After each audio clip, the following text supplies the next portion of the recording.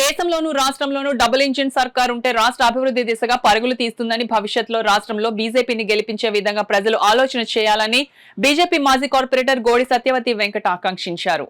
BJP Kakinada జిల్లా అధ్యక్షులు బిక్కన విశ్వేశ్వరరావు ఆదేశాల మేరకు కాకినాడ సిటీ సెంట్రల్ మండలంలో శుక్రవారం పల్లెకు పోదాం కార్యక్రమాన్ని బీజేపీ మాజీ కార్పొరేటర్ గోడి సత్యవతి వెంకట ఆధ్వర్యంలో కాకినాడ సిటీ నగరపాలక సంస్థ 43 డివిజన్లో నిర్వహించారు. జిల్లా భాజపా అధ్యక్షులు బిక్కన విశ్వేశ్వరరావు సహకారంతో పార్టీ మరింత బలోపేతం అవుతుందన్నారు. కాకినాడ జిల్లా బీజేపీ అధ్యక్షుడు బిక్కన విశ్వేశ్వరరావు ఆదేశాలతో 43 డివిజన్లో భాజపా మాజీ కార్పొరేటర్ గోడి సత్యవతి వెంకట్ పల్లెకు పోదాం కార్యక్రమం నిర్వహించారు.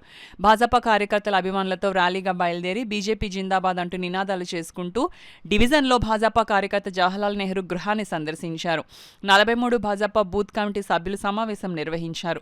వార్డు సచివాలయం సిబ్బందితో మాట్లాడారు. స్థానికులతో రచ్చబండ కార్యక్రమం నిర్వహించి సమస్యలు తెలుసుకున్నారు. ఈ కార్యక్రమంలో 41 డివిజన్ భాజపా శక్తి కేంద్రం ఇన్ఛార్జ్ గోడి వెంకట్, క్రియాశీలక సభ్యులు తాతోలు నాగభూషణం, భాజపా కార్యకర్తలు తదితరులు పాల్గొన్నారు.